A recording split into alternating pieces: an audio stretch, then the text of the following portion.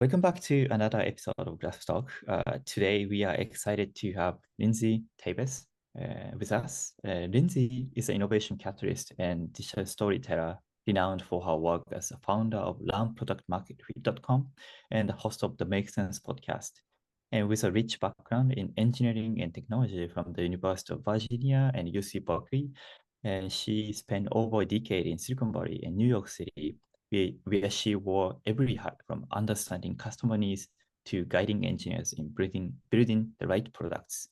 And as a product market fit expert, Lindsay has helped over 75 pre-seed and seed startups shape their visions into real products.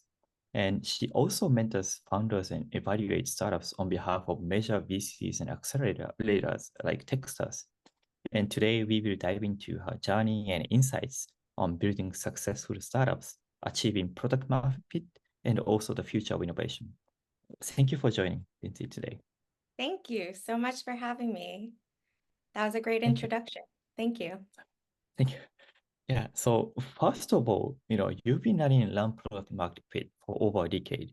And so we want to know what inspired you to start that. And also, was there any specific moment or event that triggered your decision to launch it? No, interesting. Okay. So I want to keep my journey simple. But I've been in tech. I designed my first user interface in 2002. It was human factors, human computer interaction, everything about how technology enables humanity. That was what brought me to this industry and to my career. I spent the first 10 years working on teams at startups and enterprise software companies, wearing every hat between what the customers say and what the engineers build. I found that there were a lot of clashes when I insisted that we talk to our customers, that we talk to our users, that we design based on what they want, not based on what we want. There's a lot of friction and a lot of trouble for me to advocate on behalf of the human part of technology as a solution.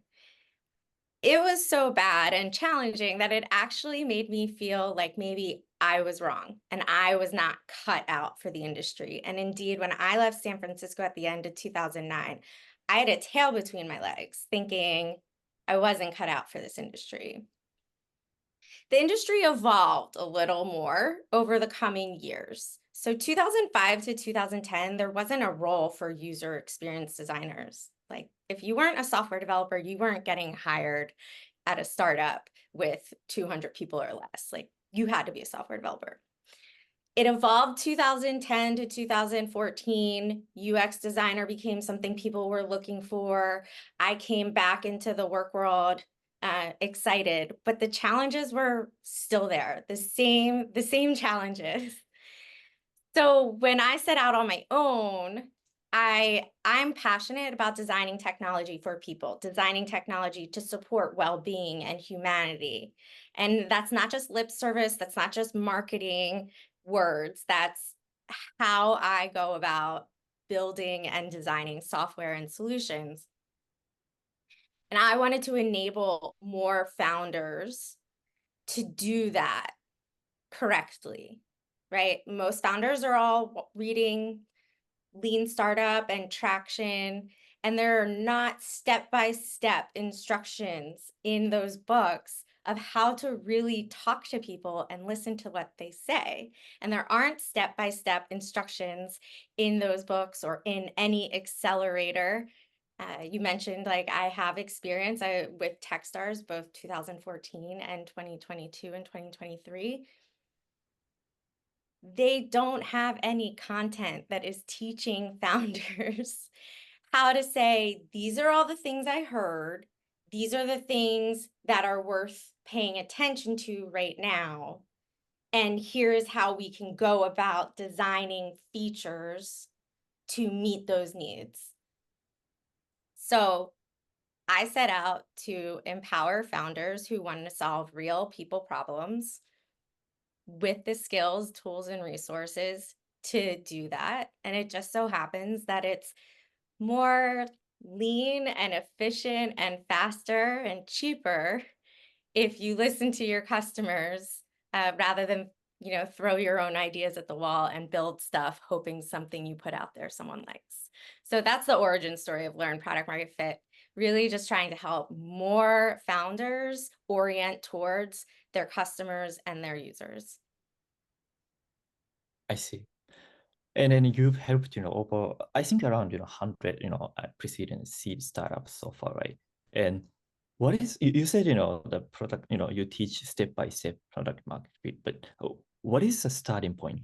And can you briefly share, what you teach in the program or course? Yeah. So the first thing is product market fit is not an inflection point. It's often talked about as an inflection point. Like we will achieve product market fit and then we will go on to do other things. Product market fit, this idea that whatever you offer meets customer expectation, can be measured at every single stage of a startup's journey. Okay? At the earliest of stages, you just have an idea. You have an idea for a solution, you have an idea of what that problem is, and we need to figure out what I call problem value fit, right? What is the major problem you want to solve, and are there people willing to pay money to have that problem solved? Okay? So actually, the first two fits of my framework are founder problem. So why is this problem so exciting to you? People will pay to have you solve it. And those two fits don't require any solutions or software or anything. Because if there is a problem people really want solved and you tell them, I'm thinking about solving this problem, they will talk to you. So that's where you start. I see. Yeah. Yeah. I think for some developers, as a developer, usually, like if the founders of developers, they dive into building product and assuming, having an assumption that, oh, maybe people want this one, but turns out, later, like 3 months later, it turns out, oh, this was wrong. And they spend a Well, lot of time the fixing. number one reason Yeah. startups fail is that they launch to no market need. That means that they built a product, and when they launched it, there were no customers for it, and they had to close because they ran out of money. So they spent all their money building products based on their own ideas without validating the market before they launched. That's a number one reason startups fail. Go to CB Insights. They will tell you that. And so it's a natural human compulsion. Like working on a solution is exciting. Sitting with a problem sucks. Like there's so much anxiety around sitting with a problem. But there's this great quote from Albert Einstein. He said, "It's not that I'm much smarter than you. I just spent more time with the problem." Right? So if you sit with the problem that you're trying to solve, you often will find what I call the most valuable problem, the real MVP. It's this underlying problem that, if solved, will make all the little problems go away.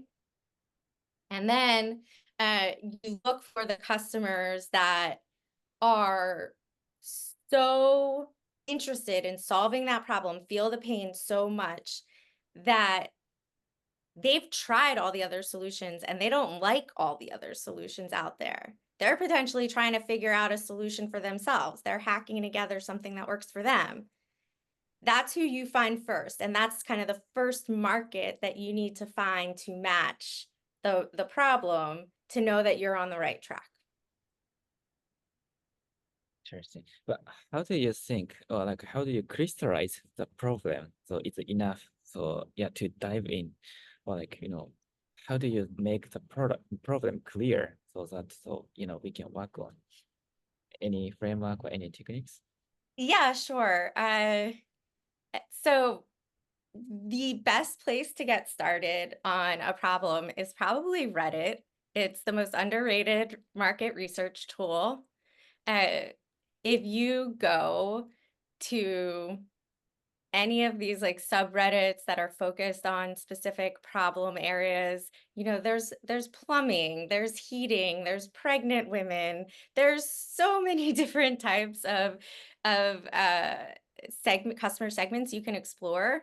You can see it on Reddit, you can see it in Facebook groups, you see what people are talking about the most, right? What are the problems people are asking about over and over and over and over again, right? Then you look at what the solutions people are offering. And in the solutions, you see what's working for people and what's not working for people. If there's no one on Reddit asking questions about this problem probably isn't that big of a deal. Right? So that's the easiest place to start. But we don't want to just start there and then build a whole company off of that. We really want to understand what these people are doing, thinking, and feeling when they experience the problem, where they turn to first to find a solution. Because where they turn to first to find a solution is where we want to meet them when we eventually have a product to market to them. There's so many things that we want to learn. So we also want to pair that with interviews. So the general structure that I advocate for and have resources for on LearnProductMarketFit.com is to do both the research of hanging out in these forums and then pair that with interviews so that you can validate your insights. I think most founders jump to doing surveys, but surveys, while feeling easy, are actually far more complex and harder to do. And you're much more likely to get false positives and false negatives if you don't do the research, the qualitative research first, which is what I'm talking about in online forums and interviews. Yeah, thank you. Yeah, that totally makes sense. And yeah. Yeah, as you And mentioned, yeah, Reddit is like most under like rated. So yeah, platform, yeah, to find the product. Underrated Yeah. market research tool. I have an entire guide on how to use Reddit to do research observations. So Yeah, and so yeah, when you come like come up with like problem, so maybe you can find a solution or like yeah. And I mean, so if you have like multiple solutions, so like how do you think so this is the best solution so to work on it?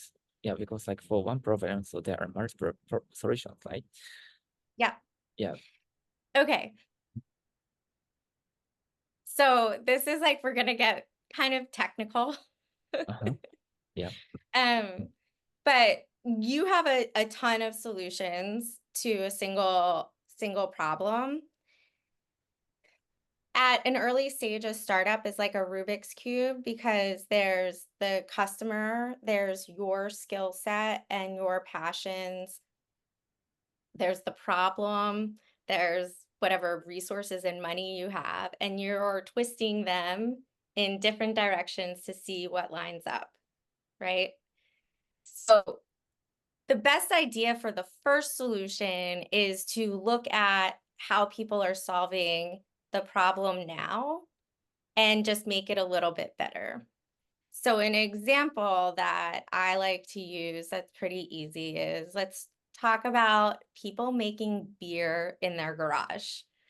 In the 90s, it was a very small community. People were DIYing their own homebrew kits, looking at instructions from decades prior to figure out how to build their own kit, right? And they're probably on different chat forums in the 90s, trading with other hyper obsessed cult-like people on this issue. Then it gets really, really popular in the late 90s and early 2000s. And there starts to be a group of people that want to join this microbrew homebrew community, but they it's too much effort. They can't. It's too much effort for them to figure it out on their own. So someone says, oh, I'm going to take the best of all of the DIY homebrew kits, and I'm going to package it in a way that makes it easier for the next group of people to join this movement, to join this circle, right?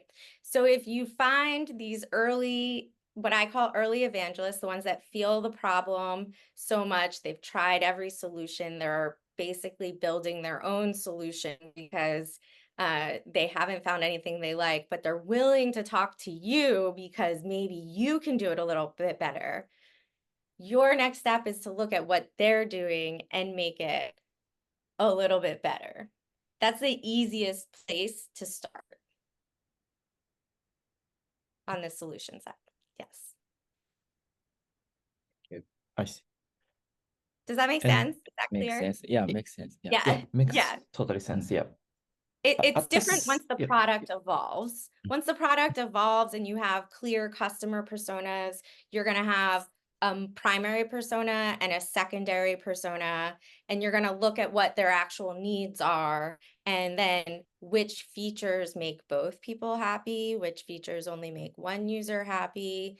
But that's once you really have a product that you can iterate on. To get to the first product, you just want to look at what people are doing for themselves and how you can make it a little bit better. I see. Yeah, that totally makes sense. And then at the same time, sometimes I see like visionary founders build a market, create market, right? And meaning I think, such as like a Snapchat or BDL or those like a consumer products. So I think there are two kind of types of approaches to product market fit. One is, as you mentioned, like a market gives you the product idea. Another is like a vision, the founder's vision, create market like a Snapchat or video, like especially like we see like these things in consumer product. What do you think about these like two types of visionary founders, and also as you mentioned, like finding product for a problem first, then looking for like find the solutions, iterate to reach better solutions. Yeah, so the visionary founder approach is not something that you can plan. You cannot follow a process. There's no way to re-engineer how this person did the thing they did. They are not the norm, right? It's not the norm. And it's also kind of dangerous because it does fall under the creator entrepreneurial myth. People talk about Steve Jobs like this. People talk about Henry Ford like this. Neither of them just thought of an idea and built a market. Okay? The history books have it. Henry Ford was on the verge of closing after multiple times of the prototypes not working and the runway running out and not being able to get investors to fund him again. Multiple times before he had the Model T. Right? Steve Jobs, he didn't just like put his finger in the air and invent the iPod and the iPhone. These technologies existed at Xerox PARC. They existed in public and academic research. People were already listening to portable music. There were MP3s that already existed before the iPod, right? So it's actually a myth. And I say it's dangerous because our egos that believe that we can be successful entrepreneurs, and we have to have egos, we have to be confident. They also are scared to hear negative feedback and put their stuff out there. So if we can come up with this really beautiful dream that I can be a visionary and change the way the world is going and make a market, my ego is going to buy into that, right? I'm going to buy into that. And instead of talking to any strangers, instead of doing any research or any validation at all, I'm going to sink 5,000, 10,000, 50,000, 150,000 into a prototype and put this out there. And then the number one reason startups fail is that there is no market need. So that is why it is dangerous. You cannot re-engineer it. You cannot recreate it. It's all based on luck. And this industry thrives on telling that story over and over and over again. But take a step back. And now I'm going on a little diatribe because it's something that makes me angry. Virtual reality, metaverse, it's all we talked about in 2022, right? Not talking about it anymore. Why? Because virtual reality still hasn't found a major application for mass adoption, right? 2004, I did a project on virtual reality. I coded in virtual reality modeling language, right? So there are these stories that our industry tells that portrays some person as a visionary for the metaverse, that they're going to create some market. But this technology has been around for over 20 years, and it still hasn't found mass adoption. You could say the same about blockchain and crypto. They still haven't found mass adoption. But we keep telling this story that we can be visionaries that change the world. It's dangerous. It's dangerous. That's how I feel about it. I see. Yeah, thank you for clarifying it. And yeah, really convincing. And by the way, I'm curious, how do you define product market fit in that case? You iterate the ideas and so on. Some people say retention matters, or some people say, like a Sean Ellis test says, 40, let's say if you ask, 100 people, then 40% people say, oh, I would really regret if I lost access to your product or something like that. Yeah. In your program, what's your definition of product market fit, and how do you teach it to people? So I go back again to product market fit's not an inflection point, and it's not something that we can wait to measure until the product is built and until there are customers using it. So retention models, net promoter score, these are all things for products that already have customers. Okay? We don't have that at the early stages.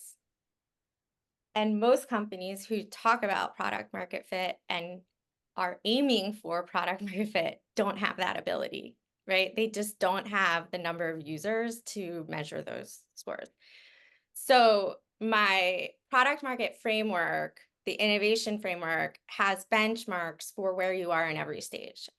Founder problem, problem value, value prototype, prototype pilot, pilot growth, okay? So at each stage and sophistication of your product, there is a different measure for what product market fit means, okay? So if problem value is, hey, I have found these early evangelists that are so keen on me solving this problem that they're willing to brainstorm with me. They're willing to spend time with me. They're not asking to get paid for a user interview because they are in. They want to solve this problem. So that's your first kind of benchmark, problem value. And then value prototype is your ability to provide value through whatever that first solution is. It might not be sticky, but you run it through user testing and usability testing. You're able to talk about your value propositions, and people opt in for your launch list or your newsletter because you're able to connect with them emotionally about the problems they want solved and the aspirations that they have for themselves. And you guys have a product out in the market. You know that understanding the emotions and aspirations and talking about problems, the marketing stuff that is so easy for engineers to dismiss, is probably the thing that will make or break your product's success, right?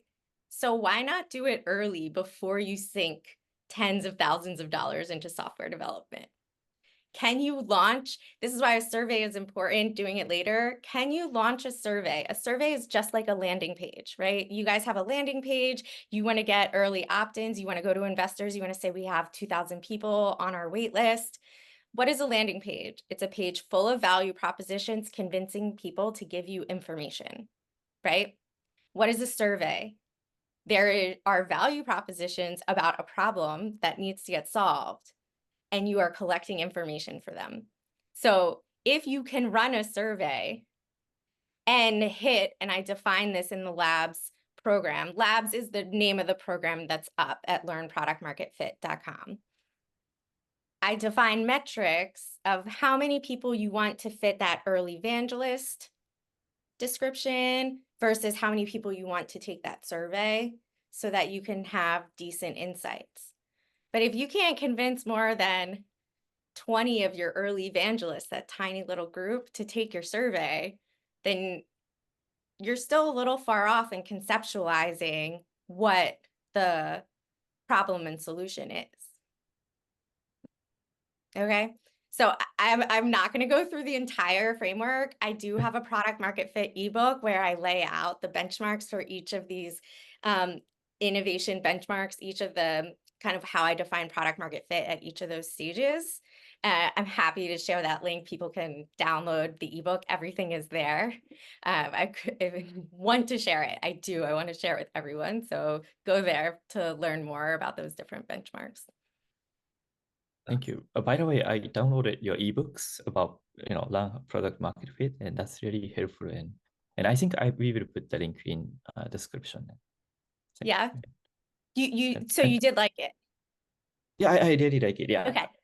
Great. Yeah. Thank you. Yeah. Great. And So awesome. yeah, and I think you've seen many startups so far in your program and also outside program. And what is a trait or personality or common things you find in like a people? I think some startups do well, some startups are not doing well or something like that. And what have you found like in successful team or founders? What's the traits? They yeah open-minded, yeah, or yeah. I'm just curious about their traits. Yeah. There's no like perfect makeup, right? There's no perfect makeup. I think that there are certain things that help someone be successful as an entrepreneur and founder. One, leaders are learners. So just continuous learning and improvement. Like if you just start every day admitting that you don't know that much and other people can tell you a lot more than you know, then that's going to help you continue to look for opportunities to be a better, to build your skills and not just your actual literal skills, but your management skills. I took workshops like that, and I have people that have worked for me for 5-6 years, never having been a manager full time because I opted into wanting to learn how to do it well. So leaders are learners. I like to go to something my dad always said to me, which was, in order to be outstanding, you have to be willing to stand out. So entrepreneurship, for sure, the fastest path to self-knowledge is being an entrepreneur, because you have to continually do things that scare you. And standing out can be very scary. I find that a lot of founders have challenges with my framework about going to talk to users and putting surveys out there before they have a product because they want to hide behind their product, right? They're too scared to put themselves out there and to do the marketing. Again, like marketing scares the crap out of most founders. So that's why I challenge them to do it first, because if they don't have the guts to do it, now, they're really not gonna have the guts to do it later. And I've seen that. And I think the other thing, and I have a video on YouTube where I talk about this, but the number one challenge for founders is focus. I have a little plate and it says focus on focus. I made it for my clients a couple years ago for the holidays. And it's one of the New Year's resolutions that really changed things for me, like in 2016, focus on focus. We hear so much feedback and insights from people, and we don't know which ones to pay attention to. And then some of that feedback makes us feel very, very insecure. And then we think that maybe we're wrong and we need to change our entire plan. And then we start to like take on too many projects and don't have enough time to finish anything. And we exasperate and exhaust all of our resources. And then the startup fails for something like a pivot gone bad, or they ran out of cash or something like that. So I think the ability for someone to create a plan and as rigorously as possible stick to that plan is really helpful. And to get there, you probably also need to have advisors. And they don't have to be formal, but informal advisors that you can talk to and review your plans with that will help you get past any confusion that's leading you to focus or leading you to not have any focus and be working on way too many things. I worked for a startup once who raised like $30 million Series C round and then started closing down within 6 months because the CEO just had 7 priorities that he wouldn't make one more important than the other. And you can't do that. You need to find your focus and you need to prioritize. Yeah, focus and prioritization. That's what we've been thinking. Yeah, yeah. Thank you. Yeah. Yeah, I want that plate or something. So like you gave it for holidays to founders in your cohort, or like focus on focusing. It's like, can I buy it? Can I get it? You want one of these? Why not? I love that suggestion. I'm putting more and more stuff on LearnProductMarketFit.com. Actually, what I'm doing right now is breaking up a lot of the guides and resources from Labs. So Labs, the program on Learn Product Market Fit, in its original or latest form, it's a 6-month program with 21 chapters, guides, templates, etc. For a whole other conversation, that program didn't scale to growth. It kind of hit a point where it wasn't, as a business, worth me running and scaling more. But what I'm doing is breaking up all of the content into smaller bundles and putting them on the website so you can download just the resources around using Reddit for research, or just the resources around creating a really good survey to validate your problem and get feedback on your solutions, or just on onboarding new users, the transition from when someone learns about your product to creating a user account. So I have resources for each of those things. I'm going to be putting them on the website. So maybe I can put these on the website too. Thank you. Yeah, thank you. Yeah. I hope I wish it was a little cleaner so I could really show it to you guys, but you can see focus on focus. Yes, yeah, And then I see. I can read it. Thank you. Thank you. Yeah. Thanks. So yeah, by the way, so you know a lot about product market fit. So you experience like so many things in product. So I looked into your profile page and so said like you have experience like in being an entrepreneur or founder. But so with like much information and knowledge, so you've got a software about product management. So you don't have any like opportunity to start up again. Are you asking me if I'm going to start my Yeah. own startup? Yeah, why don't you start your startup again? So I love that. I love that question. It's actually one of the things I learned about myself being an entrepreneur and self-employed for the last 11 years. So I just said earlier that being an entrepreneur requires facing your fears and learning a lot about what you like and what you don't like. I learned that I am not the type of person to run a product team.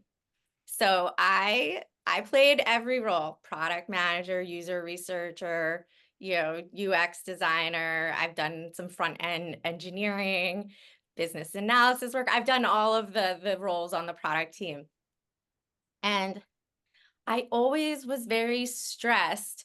Like once I was done the designs, going through the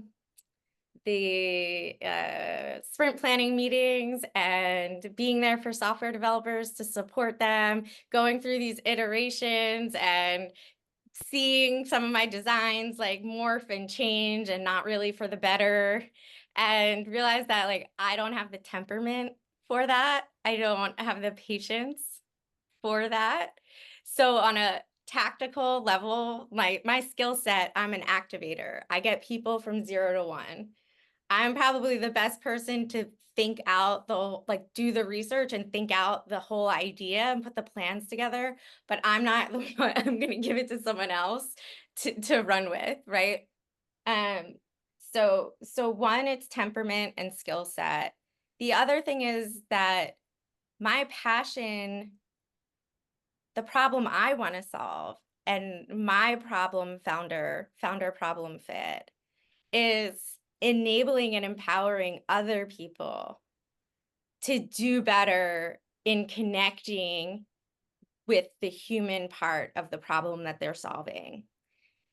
Everyone, not just engineers and technical people, everyone avoids the subjective people part of a problem. Everyone wants to be like, I have a problem, here's the technology to solve it. But we've been doing that for well over 20 years, and we can see a lot of places where that is not working, particularly people at their jobs, right? If you think about enterprise software at work, your CFO adds one more solution, your CTO adds one more solution, and it's like, this isn't the thing that's going to solve the problem. That's because we're not looking at the people side, right? The people side, people are subjective. We can't predict them. We can't make assumptions that they're all going to act the same way all the time. They're going to figure out the 1% edge case scenario that ruins the entire solution and engineer designed, right? But that's the key to success. That's the key to lasting change. That's the key to figuring out whether virtual reality has been worth the past 20 years of investment or not, is understanding the people part. And in 2006, when I lived in San Francisco and I was still in graduate school, I went to a panel with Mark Zuckerberg of Facebook and Reid Hoffman of LinkedIn. There was one other guy. He might have been from MySpace, and this is a neg at MySpace, but I don't remember who it was. But I asked Mark Zuckerberg, hey, when are you going to hire social scientists? Because you're changing the way that we communicate and connect with each other. Okay. And he dodged my question. And Facebook didn't go on to hire any social scientists until 2010. And by that point, the DNA of that company was set. And how many problems has that company had with people, with the people part, with the human part over the past 15 years, 20 years, right? It's brought a lot of cool things, right? But it's also gone off the rails in a lot of other places too. So my passion is helping other people figure out the human subjective part of problem solving so that we can design the human experience into the future. So that's why I'm not starting, another app. Awesome. Yeah, really beautiful. Yes. And by the way, I'm curious about, like startup, they join your program. And after the program, like, you said it's a 6 month program, and then you teach them like, like things in step by step. Then after 6 months, what's the like a usual path to the startups? Like, will they raise money? Will they so assume they find product market or reach into product market fit, and what's your path? And yeah, do you keep in touch with them? Oh yeah, I do keep I do keep in touch with them. I think once I start cheering for someone, I don't stop cheering for them. Um, it's very unique and specific to each one of them. I have some stats on my LinkedIn profile about the ones that went on to raise money, but not everyone building a tech startup wants to raise money, right? And my program has a lot of components that you need to think through in order to survive due diligence with an investor. But it is not specifically geared to exiting the program and raising money. My whole philosophy is that if you have customers, raising money is easy. But if you don't have customers, raising money is hard. So I teach you how to have customers, right? So of the founders that have gone on to raise, one of them actually just exited a few months ago. Unfortunately, some of them closed, some of them have, I think the total raised, I really don't keep track, honestly, 6.5, 7.5 million or so more. A lot of my founders, I think the most proud thing is the first version of that program was in 2017. And all of my founders' businesses from 2017 are still alive. Wow. So that's really the proudest stat, because I put a lot of weight on my own personal flexibility and freedom. Like I don't want to work for anyone else. I don't want to have to get approval to go to a dentist appointment. Like I want to work on things that I want to work on. So if I can enable people not just to connect with their customers, but to build the skill sets that keep them in business for a long time for themselves, like that makes me feel amazing. So it really depends on who the founder is that has come out of the program. They might raise, they might hire software developers, they might continue to iterate on their prototypes, build something sustainable. Some of them learn that they don't need to build technology to make the business that they wanted to make. That's really, so awesome. And so this is a little bit different topic, but we want to know about your like how do you get knowledge and experience? So you mentioned about you went through so many careers and hats over time, but how do you keep the information or experience? Do you use any note-taking app, or you keep like a diary so that you can remember information? And yeah, I'm curious about your knowledge management system, or any productivity tools you use to keep your knowledge and experience. Yeah. There's so many ways I could go with this question. I do use Evernote, so I never really upgraded to Notion or anything like that. So I do use Evernote, and I've been using it for 12 years. So that's one Wow. area where I keep notes. When it comes to, I use both Dropbox and Google Drive. In 2016, I told you I'm a big proponent of continuous learning and improvement. I took a one-day seminar on managing multiple projects and priorities. And with that came some tips on organizing systems. And I did spend the time to kind of set that up. So I have pretty rigorous organizing systems on both Google Drive, Dropbox, and my desktop to easily find information that I need, knowledge. I use Evernote primarily. One of the ways I use it is for email templates. So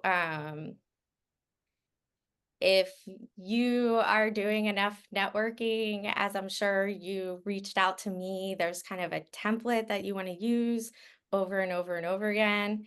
I use those. I have archives of all different types of email templates that I want to use, so I don't have to ever recreate the wheel. And then I know you had a kind of similar question around ideas, but where I keep ideas is a separate conversation if you want to have. There's knowledge and there's ideas. Knowledge, I just explained where I put all of that. How about ideas? How about ideas? What do I do with ideas? Yeah. So one of my core strengths is ideation. My friends have called me a power generator of ideas. I am always thinking of ideas. I think of more ideas than I can keep up with. I cannot write them all down. And the challenge is if I write some of them down, I start to look at them as items on my to-do list and not items that are just ideas to consider. So what I like to say is that if it's really a good idea, it will come up over and over and over again. And I'll translate this to any entrepreneurs, any founders, any product managers. If you hear a user say something and you're like, oh, that's a good idea. One, you should wait till at least 3 other people say that idea before taking any action.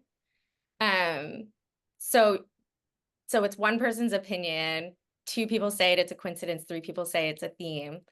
Yeah, so if that idea is really that great, it will come up over and over and over again. Recently, I launched a series of reaction videos to Silicon Valley HBO. I've had that idea since like a decade ago. I've had that idea for a long time and never knew where it fit in, but it kept coming up over and over again. And then in this summer, someone brought something up and gave me some advice, and I was like, oh, now it's time for that idea. All that being said is that I have a folder on my desktop called ideas that some things are in. Sometimes I realize I'm working on a project and it's not important, so I drag it into the ideas folder. And sometimes, in companion to my active to-do list, I have a section that just says ideas. I rarely look at it. I really rarely look at it because I generate so many ideas all the time. I can't keep up, and it becomes quite overwhelming to look at all my ideas. See, yeah, that's an interesting way to organize ideas and also knowledge. And how about like AI tools? Do you use any AI tools for let's say brainstorming, ideation, or as you mentioned, like a templates? Because nowadays many people using ChatGPT or any Oh, other sure, AI sure, tools. sure, sure. So, like I said, I'm a big proponent of templates. Uh, I had a past intern ask me to write him a recommendation for graduate school. I just go to ChatGPT and ask for a template of what a recommendation letter looks like. I would never let ChatGPT write something for me, but it gives me a starting point. It's the same as how I learn new things and how I figure out how to do new things. I usually go to the internet. I might go to ChatGPT now, but sometimes I also want to browse. But I look for people that have spelled out how they've gone about things so that I can create a process that I can follow for myself. And so I will go to ChatGPT and be like, what are all the components of a great creative brief? And it will spit that out for me. I use ChatGPT and Google Gemini differently. I find Google Gemini gives a lot better feedback on writing. So if I'm looking for suggestions on how to improve a LinkedIn post or article or improve an email or bio, Gemini will reproduce and make it better, but it will also give you bullet points on what it did and why it did that so that you can improve as a writer.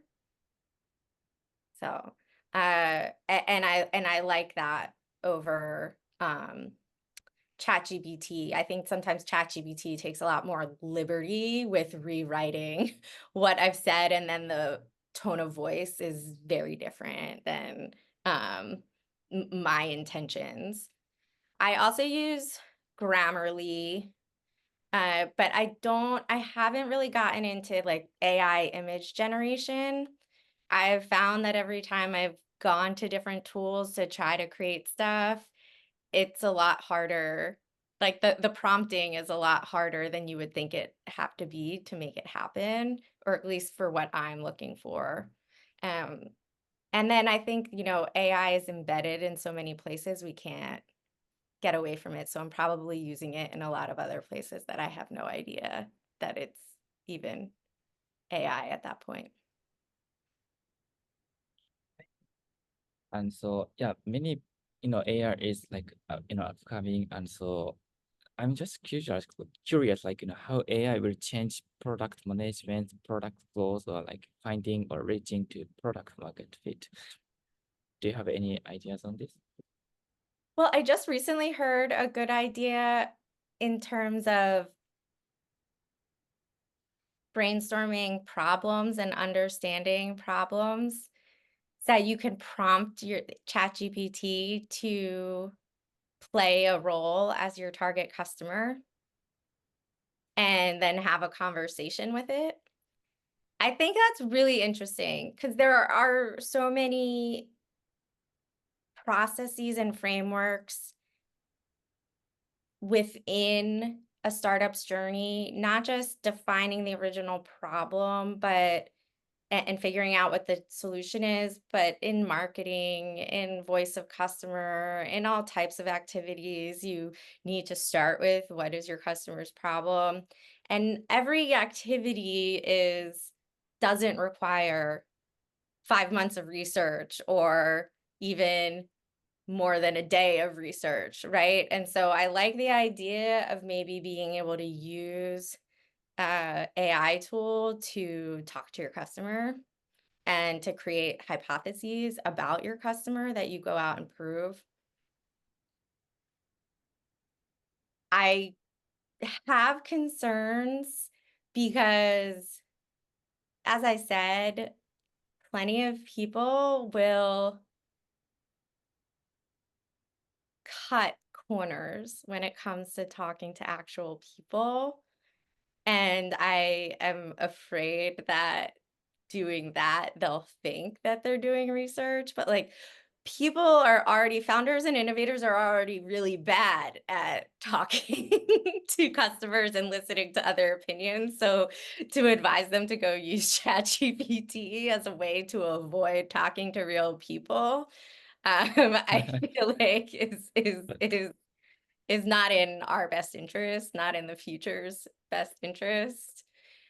I have thoughts on AI in general. I call myself a pragmatic futurist because just because the technology exists doesn't mean that it's going to have mass adoption, doesn't mean it's going to have mass impact. Again, still figuring out what to do with blockchain, still figuring out what to do with autonomous vehicles. They're not quite safe just yet, like still figuring out what to do with virtual reality. This industry loves to project all the crazy cool things that could happen. The reality is that human behavior and adoption is the real defining element of whether technology has an impact or not. And specifically with AI, I think one of the biggest challenges in having an impact is the fact that in most places in our worlds, think healthcare, financial systems, government systems, the data is terrible. Like the data is really, really, really bad. So AI might help with small problems and small solutions, but there's not enough electricity and power grids in the world to help a Fortune 500 company figure out what that 1970s cobalt system, is doing that is supporting their entire business. And so I think when it comes to solving really big problems, I don't know that AI is going to have the massive impact that visionaries are predicting. Very interesting. Yeah. Is that That's it. Yeah. Thank you. controversial? Oh, Is no, that no, a yeah, yeah. I like the idea. I like it. Yeah, yeah. thank you. So yeah, and so this is kind of like a second last question, but thank you for sharing all the insights and experiences. But do you have some advice to startup founders, in pre-seed seed round? Like yeah, you already shared some advice, but So much do you have advice. anything? Yeah, I yeah. have hundreds of videos on my YouTube channel. Just watch it. Yeah. You can search playlists by market and customer research, product management, design, fundraising, everything you want to know for startup founders. On the tactical, practical side, you want to learn anything, I will point you in the right direction on YouTube. I think what I said about leaders or learners, and if you want to be outstanding, you have to be willing to stand out. It's huge. Having advisors so that you get out of your own head. And the other thing that I mentioned, I think is really important. A lot of founders think that fundraising will solve their problems, but it often creates more problems than they had originally. If you chase your customers and get customers, fundraising will be easier. But if you think that you can't do any of that until you fundraise, you are going to create more problems for yourself. And there's plenty of stories out there for you to go learn about the problems that are created by fundraising when you're not ready or you don't have a business that's worth fundraising. All of it. Yes, I'm glad I got you laughing. yeah, I love it. 100%. And I found a really interesting tweet by Michael Seaver recently, and he posted, "Oh, our company has a problem, no product market fit. So the only solution for us is to raise more money." That's often case we see some startups, and yeah. Right, Then right. you Like mentioned the same thing. yeah, yeah. Venture capital works for certain types of businesses, but I see a lot of, I don't think CB Insights will ever put on the top 20 reasons startups fail this reason, but like prioritize fundraising when they absolutely shouldn't have. Like that's how you run out of money. Yes. I think we should, watch this video again and again. So like more than 100 times. I love Yeah, that. with a Thanks. with a plate of saying focus on focus. Yeah, Yeah. for sure. Focus on Yeah. focus. Focus on Yeah. focus. So So, yeah, thank you for that. And so okay, this is the last question. And since Glasp is a platform where people can share what they're reading, learning with others as their digital legacy, and we wanna ask you, what legacy or impact do you wanna leave behind or for the future generations? yeah. So there are two things. One is going to be the fundamental orientation towards people and designing the human experience into the future. So the more awareness and problem solving and I say like elevate the way we innovate, like the way we solve problems in corporate America and in startups is still failing us. So if I can help more people, particularly non-technical professionals, understand the landscape and empower them to thrive in our technical world, you know, that's a big thing. The other thing, which is secondary, um, is just like I'd love to redefine what an engineer looks like. You know, like my commitment, my passion isn't women in STEM, but I don't think that more women will go into STEM until there are more women like me that are willing to be visible, create content and put their opinions out there. So that's kind of like the secondary legacy is taking up that avatar persona in pop culture of like what a woman engineer can be like, and it doesn't have to be nerdy or geeky or awkward. Hopefully she can be a good conversationalist and make people laugh and still and still share really important information. Yeah, I see. Really beautiful. Yeah. Thank you. Thank you. And thank you so much for all the insights and knowledge, sharing with us.